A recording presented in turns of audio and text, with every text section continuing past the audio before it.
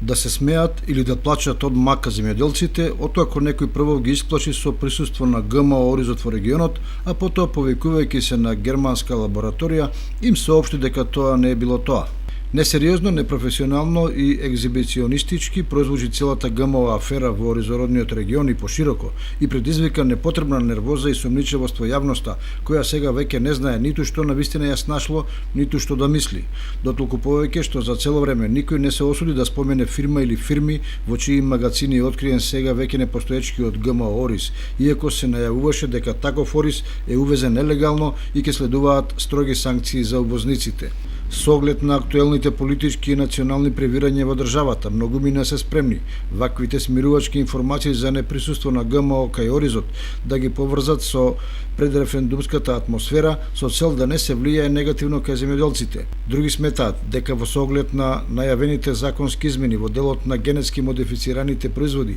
се прави преседан за да се заштитат одредени влијателни фирми во оваа сфера. Во секој случај, производствено-трговските фирми кои го пласираат Оризот на пазарот во земјата и во странство, ќе се најдат во непријатна ситуација да ја објаснат како прво бил откриен ГМО Ориз, а потоцна тоа било негирано. Ако е така, зошто ни се лабораториите во Македонија кога не се кадарни или меродавни да откријат дали некои производи се или не се генетски модифицирани? Ако во еден од прилозите околу оваа ГМО афера